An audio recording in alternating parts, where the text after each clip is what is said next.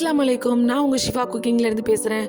இன்றைக்கி நம்ம என்ன ரெசிபி பார்க்க போகிறோன்னா, மேகி மசாலா வச்சு ஒரு சூப்பரான முட்டை வறுவல் தான்.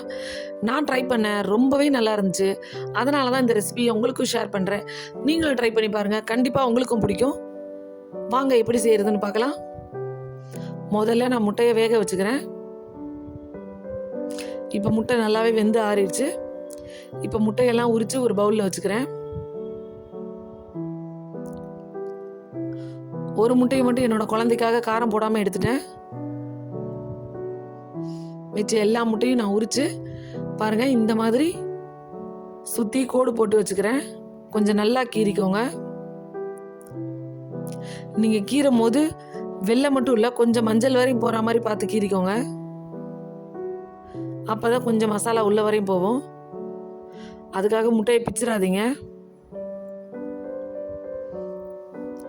இப்போ முட்டை ரெடி ஆயிடுச்சு. இப்போ ஒரு பவுலில் மசாலா ரெடி பண்ணலாம். 1/4 ஸ்பூன் மஞ்சள் தூள், 1 ஸ்பூன் மிளகாத்தூள், 1 ஸ்பூன் ஜீரகத்தூள், 1/2 ஸ்பூன் மிளகுத்தூள், 1 ஸ்பூன் சில்லி ஃப்ளேக்ஸ், தேவையான அளவு உப்பு, கடைசியாக முக்கியமான மேகி மசாலா. இந்த 6 முட்டைக்கு நான் 1 பாக்கெட் மேகி மசாலா சேர்க்குறேன். இந்த மேகி மசாலா சேர்த்தனால இந்த முட்டை வறுவலே அவ்வளோ ஒரு டேஸ்ட்டாக இருக்கும். இப்போ ஒரு 2 கொத்து கருவேப்பிலையை உருவி நான் அதை அப்படியே கிள்ளி அதில் சேர்த்துக்கிறேன். அந்த மசாலாலாம் நல்லா மிக்ஸ் பண்ணி விட்டுட்டு இதில் கொஞ்சமாக தண்ணி சேர்த்துக்கிறேன். தண்ணி பார்த்து ரொம்ப கொஞ்சமாக சேருங்க. அதிகமாகிடுச்சுன்னா மசாலா முட்டை மேலே நிற்காது. பார்த்தீங்களா, இந்த அளவுக்கு திக்காக இருக்க மாதிரி பார்த்துக்கோங்க. இப்போ நம்மளோட முட்டை எல்லாத்தையும் இதில் சேர்த்துட்றேன். இனிமேல் ஸ்பூன் வச்சு பரட்டினா கரெக்டாக இருக்காது, கையை வச்சே பரட்டிடுங்க.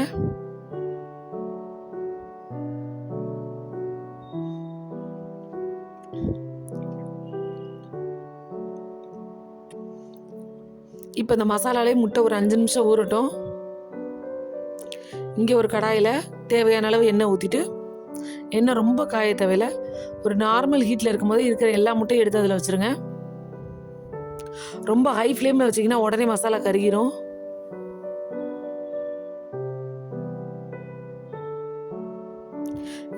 மிச்சம் இருக்க மசாலாயும் அது மேலேயே அப்படியே எடுத்து போட்டுருங்க எல்லாத்தையும்.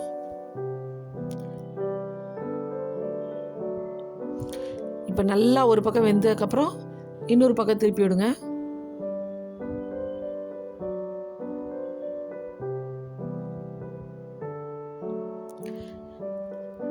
இப்போ இன்னும் கொஞ்சம் டேஸ்ட் ஜாஸ்தி ஆகிறதுக்காக நான் கொஞ்சம் சாட் மசாலா சேர்த்துக்கிறேன். உங்ககிட்ட சாட் மசாலா இல்லைன்னா ஒரு பாதி எலுமிச்சம்பழத்தை புழிஞ்சு விட்டுக்கோங்க. ஏன்னா அப்போ தான் கொஞ்சம் ஒரு லைட்டான ஒரு புளிப்பு டேஸ்ட் கிடைக்கும். முட்டையை அப்பப்போ லைட்டாக ஒரு பக்கமாக கிண்டி விட்டுட்டே இருங்க, இல்லைன்னா முட்டை வெடிக்க ஆரம்பிச்சிடும். இந்த நுரை அதிகமாக வர ஆரம்பிச்சிருச்சுன்னா நம்மளோட மசாலா வெந்துருச்சுன்னு அர்த்தம். பார்த்தீங்களா, இப்போ நல்லா நிறைய நுரை வர ஆரம்பிச்சிருச்சு. நம்மளோட மசாலா நல்லாவே வெந்துருச்சு. இந்த டைமில் நீங்கள் அடுப்பு ஆஃப் பண்ணிடுங்க. அவ்வளோதான், ஒரு சூப்பரான மேகி மசாலா வச்சு முட்டை வறுவல் ரெடி ஆயிடுச்சு.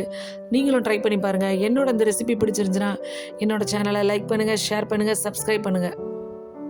சூப்பர், சப்ஸ்கிரைப் பண்ணுங்க. தேங்க்யூ.